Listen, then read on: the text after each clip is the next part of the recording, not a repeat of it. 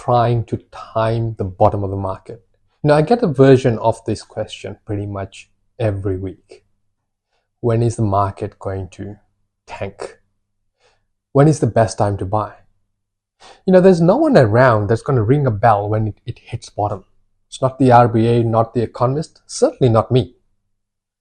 What really matters is that you use the softer market to negotiate really well, to look at areas that are undersupplied and buying well within your means. So what I mean by that is that you want to be buying where you can absorb another rate rise or another couple of rate rises. So you're not redlining your negative cash flow tolerance.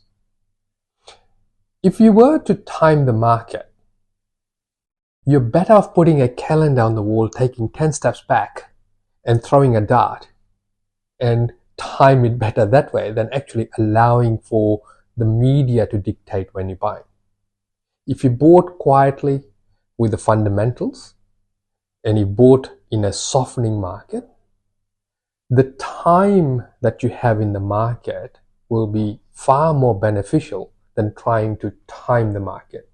So timing a well-chosen property pays the dividends over time, not timing the market where you're rushing in. So you buy well, you buy for the long term, and you wait for the cycles to come through. I've been watching markets and cycles and downturns since the early 2000s. That's a quarter of a century of data and experience that tells me that you shouldn't be timing the market.